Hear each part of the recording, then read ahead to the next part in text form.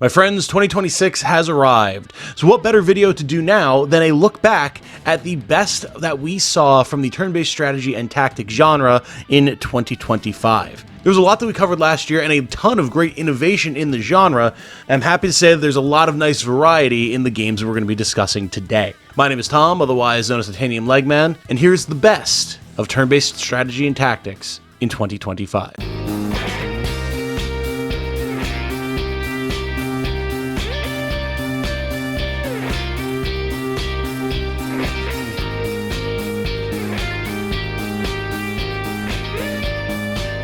Hello everyone, if you enjoy what I do, including end-of-year wrap-ups discussing what I personally think were some of the best showings that I experienced in the previous year, then a like on this video and a subscription to the channel would be very much appreciated. Thank you so much. All right, as two quick caveats. First of all, there is no worst turn-based strategy or tactics title this year, unlike last year's. Personally, I enjoyed every single dang game that I played last year. It was an absolutely phenomenal year for our genre, so instead of having a worst option that we're going to discuss, we do have a special mention for a game that I can't quite give a full recommendation to, but if you're watching this when it comes out, may be showing up on the channel very, very soon. We'll get to that at the end. I also would like to note that one of the titles in our lineup today did actually release in 2024, but I didn't play it until 2025, so seeing as how this is my list of the best of the year, then I'm going to include it, because otherwise it would never get talked about, and that doesn't seem fair, right? And without any further ado, sit back, relax, and let's discuss the greats of turn-based strategy and tactics.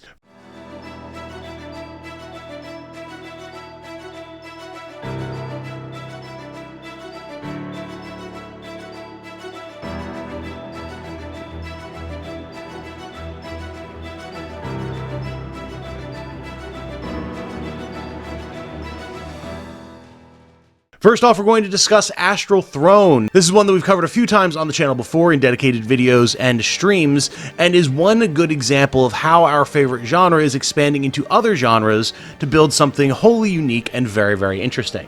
Astral Throne is an indie turn-based tactics roguelite sort of situation, which we've seen some of here and there, but Astral Throne really leans into it to make it a complete package. In Astral Throne, you select two player characters as your main heroes for your campaign, a primary hero and a secondary hero, and who you choose will impact how the story plays out over the course of a run. Each character has dedicated classes and abilities, and comes with their own generics that have their own classes and abilities as well, who you'll be able to use and level up as you would expect from something akin to a Fire Emblem or a Final Fantasy Tactics. You're thrown into a world that is on the brink of an apocalyptic collapse, as it seems the literal stars and sky are falling upon you, and as such, many of the characters actually have direct connections to various cults of the stars or the sun or the moon and draw their powers from them. You get some major Eldritch Abomination apocalyptic feelings from this whole situation as you try to figure out exactly what it is that's going on and fight your way through the increasingly hostile countryside full of cultists and bandits and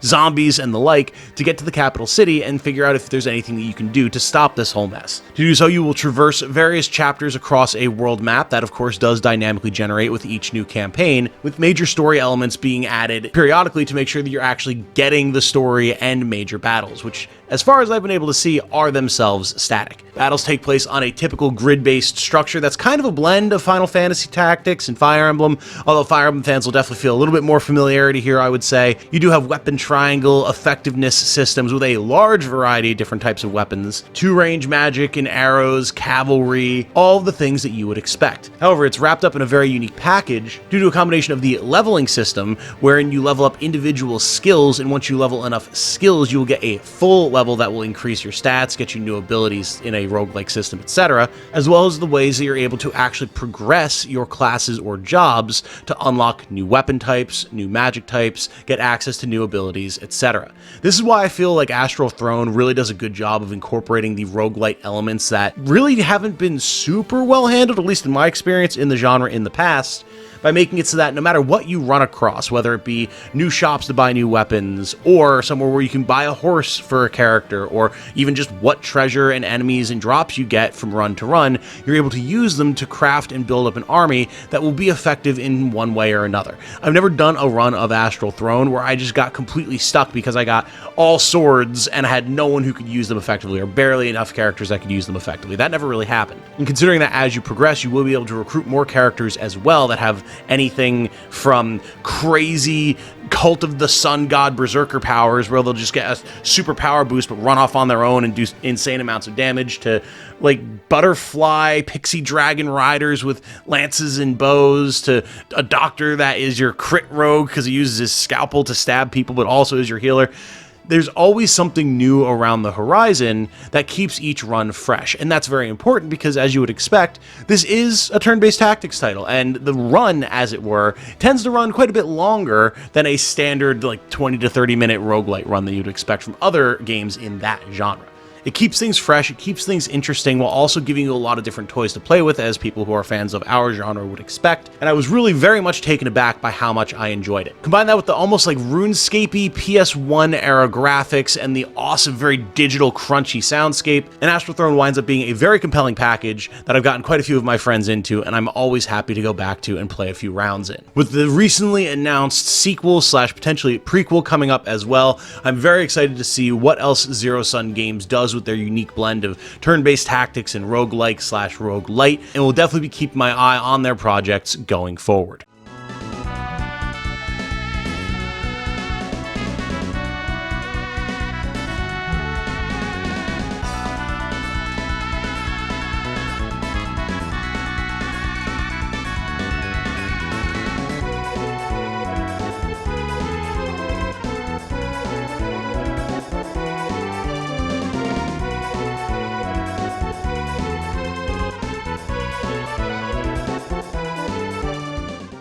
Next up, we have Kingsvein, and this is the one that actually came out in 2024, but that I played for the first time in 2025, and as such, I would like to talk about it anyway. Continuing the trend of blending two different genres together and adding something very new to the turn-based tactics scene, Kingsvein is best described as a turn-based tactics meets almost Metroidvania-style experience. It's created by developer Rad Codex, and while the gameplay is pretty much what you would expect, again, in terms of grid-based, turn-based combat, where you have different weapon types, different classes, which are extremely unique, we'll talk about those in a second, elemental spells, items you can use, etc., you're able to approach the map in a myriad of different ways, and will actually run up on battles and can position yourself before you actually engage in them.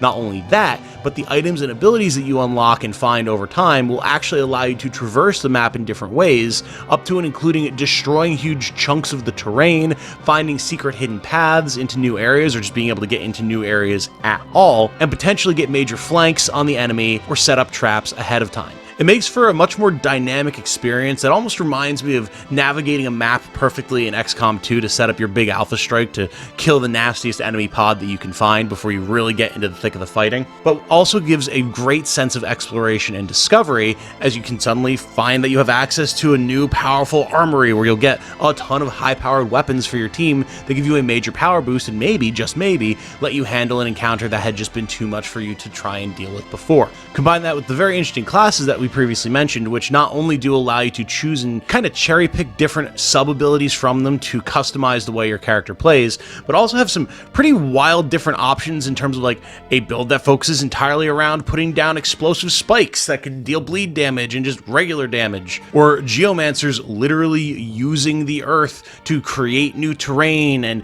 cause issues with navigation, to melee classes that when you kill an enemy you get to go invisible or take another turn right at baseline. There's a huge wealth of customizability for every single character that you're able to use, and that's before you even get into different modifications that you can make to weapons, or even the fact that different weapons do have different area of effect profiles or different special weapon effects attached to them just due to the class that they are. Wrap that up in an art style that has major new retro wave vibes and an absolutely banging soundtrack, and Kingsvein is one that makes for a very unique experience while still having all of the core aspects of games like Final Fantasy Tactics and Fire Emblem that made me fall in love love with the genre, and I'm sure drew many of you to it as well. It's absolutely one that deserves another look along with the rest of Rad Codex's cabinet of work. If you have not already checked it out, I highly recommend that you do so.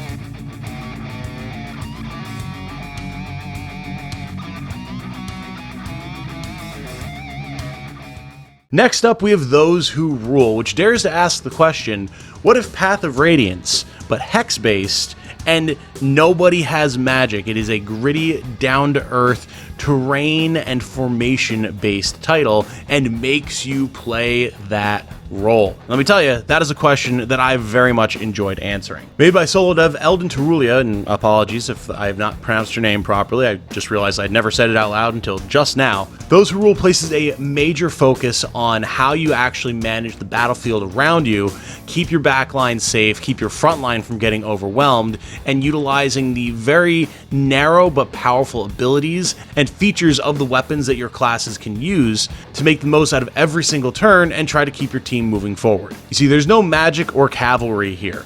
You've got foot sloggers, and yeah, you've got things that can heal, but they heal at melee range. You don't have giant AoE magic spells. You don't have the major issue of most Fire Emblem likes where cavalry just dominates everything because move range is king. You've got a bunch of dudes and dudettes with spears and swords and lances, some bows and some heavy variants of those previously mentioned weapons, and you got to figure out how to clear a lot of potentially very difficult objectives while not getting your entire team slaughtered in the process. Now that might sound like it would get boring very quickly, but trust me, it doesn't, in part due to the fact that the armor and facing systems of the game means that even a basic sword can do a ton of damage if you're able to get a flank and hit an enemy in the back with it. The inclusion of accessories like shields or other options that can give you boosts to specific stats or actually have different stats apply to your weapon damage instead of something like strength, or options that can confer entirely new abilities like the option to shove an enemy out of position or get a bigger area of effect for your radius of control that enemies can't pass through, means that you can very quickly start building up very specific roles for your characters before you even begin promoting and start unlocking a lot more weapon options and more powerful damage options for abilities. Everything is tightly designed in Those Who Rule, which would be pretty obvious just from my description of how the actual gameplay works in moment-to-moment combat, but also from things like your inventory system, where every character has a different weight of gear that they can handle, and every single item has a potentially very devastating effect on that max weight, including your accessories. Suddenly, just having a scabbard that you can put your giant hulking steel greatsword in to reduce its weight to 0 is a massive boon for you if you have other heavy weapons or armor that you're trying to utilize. But on the flip side, you only have a couple of slots for weapons and accessories, so you wind up paying for the ability to not be burdened by your weapon by having fewer options available to you in your overall toolkit compared to having like a light iron sword and a shield or a lighter greatsword that you can then swap to for different effects in combat. Beyond just the gameplay though, I absolutely adore all of the character art for Those Who Rule. It's some of my favorite in the genre that's been released this year. There's just a unique style to it that again feels very Path of Radiance, but also very gritty dark fantasy as well in a way that I've never really seen blended before, like anime but not. It's very cool stuff. I really love every single new character that you get introduced to, and the actual battle maps look great as well. Accompanying those characters is some really solid writing that isn't afraid to broach some heavier subjects a la games like Tactics Ogre Reborn, which I also very much enjoy.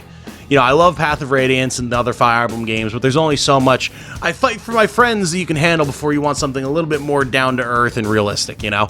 I like both, but I like to have that variety, and Those Who Rule, fortunately, provides that variety. If you're looking for another option in the Fire Emblem-like genre to tide you over until other major releases come along, not only will Those Who Rule fulfill that for you, but it also bring a lot of unique variety and flavor to the genre that allows it to stand as a worthwhile project all its own, and I'll be very keen to keep an eye on what else Eldon is publishing in the future.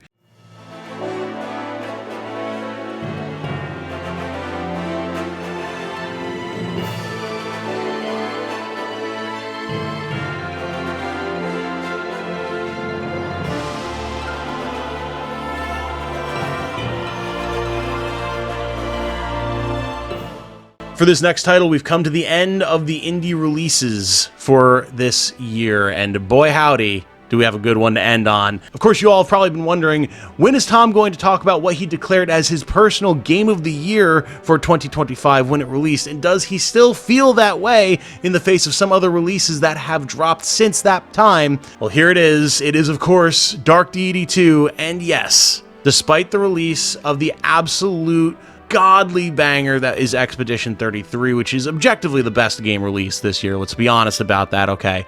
And of course, the release of Final Fantasy Tactics, the Ivalice Chronicles, as far as brand new titles that landed with an absolute nuclear explosion and completely took my breath away, Dark Deity 2 is still unmatched for me, and it is still my personal game of the year. Really, there's only so much that I can say about Dark Deity 2 without just rehashing my entire review of it from earlier in the year. But as a general summation, the Dark Deity series is another series of Fire Emblem-likes that seeks to do a lot of very unique stuff with the genre to separate itself from just being a Fire Emblem clone. While the first game definitely had a rocky launch, it's still not the most complete product to this day. It's rough around the edges, if still fun to play.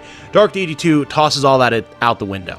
Full voice acting, incredibly beautiful character art, extremely well written and compelling character dialogue and storylines. Far better than a lot of offerings we've seen from the Fire Emblem series itself in recent years. Extremely tight and interesting combat with a variety of different abilities and job options, especially in terms of how you can combine different weapons, runes, rings, and then different reclass options to get a wide swath of different abilities and options for your characters. Means that there's a ton of replayability and tactical depth in this game, especially if you decide to play it on demonic difficulty, which is absolutely a ball buster, and make no mistake, I still haven't finished it, partially because I've been streaming it very slowly, but it is tough. I truly cannot overstate the sheer joy I feel every time I boot up Dark Deity 2, especially once I hear that absolutely phenomenal soundtrack and the truly incredible voice acting. No indie game on earth with this scope and scale has any right to bust out voice acting that goes this hard, but I'm telling you, some of the most emotional moments that I've experienced in gaming this past year have been from Dark Deity 2, and I swear to you, I am not overestimating that. This game punches when it wants to punch, and it punches hard. Quinn, Father, what do we do? What do we do? You bastards! Murderers! You can't run from us! We will find you! You, get out of my way. With the variety of characters, builds, abilities, and tactical options that you have to approach any given situation, combined with the fact that there are a ton of built-in randomizers and different types of run changers and modifiers and different things you can do from campaign to campaign, there is a truly massive amount of replayability in this title. Absolute hats off to Sword and Axe for putting out an insane banger of a sequel. I am chomping at the bit to see what's going to happen for the inevitable Dark Deity 3. If you have not played this title, it is available on pretty much everything at this point. You must, especially if you're someone who experienced the first game and wasn't impressed with what you saw. I implore you, I am on my hands and knees begging you, go play Dark Deity 2. It is an all-timer, and I will be returning to it time over time for the rest of my life.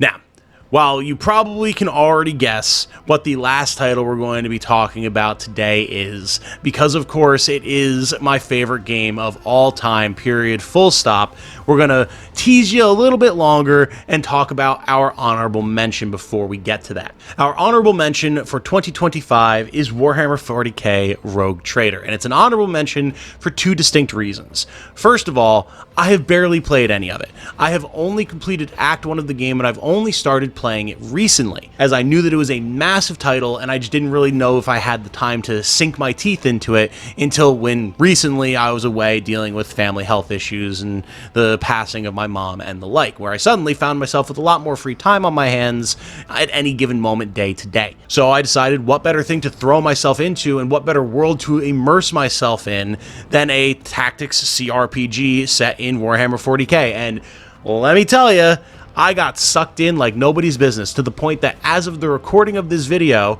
tomorrow I am starting a full streamed co-op campaign with my buddy Eric, where we'll be playing the full title on hard mode because we are both masochistic turn-based tactics nuts, and Warhammer 40k Rogue Trader is awesome. However, again, I have not played the majority of the game. We all know that these types of titles can absolutely fall apart as you progress further into them and get either ridiculously busted or just design overall starts to fall apart or the like. So I don't want to go too hard on it. But with that, and seeing as how it's actually been a fair number of years now since Rogue Trader actually launched, I didn't feel like I could make it one of our main entries on the list. But as a shout out to it for having an incredibly strong start and really capturing the feeling of Warhammer 40k while also providing a very strong tactical experience, I wanted to bring it up because I have recently been enjoying it so much. Definitely check this one out, especially if you can pick it and its DLC up on a sale. If you're at all interested, it is a very fun time.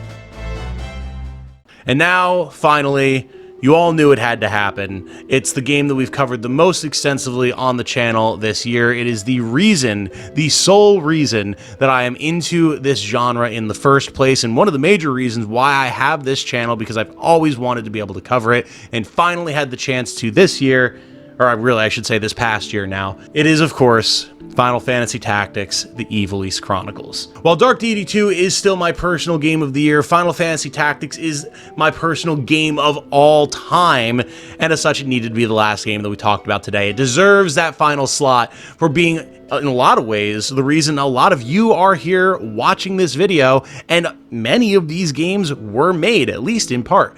It is, in so many ways, the progenitor of our love of this genre, and the release of the Ivalice Chronicles brought it back up into the limelight in all of its glory. The fully voiced script, the redone visuals, the gameplay balance changes and small additions that have been made here and there made for an absolutely phenomenal package, even without the inclusion of some of the War of the Lions content that wound up being cut for technical reasons. I mean, there's really only so much that I can say about the Ivalice Chronicles, right? It is just the GOAT.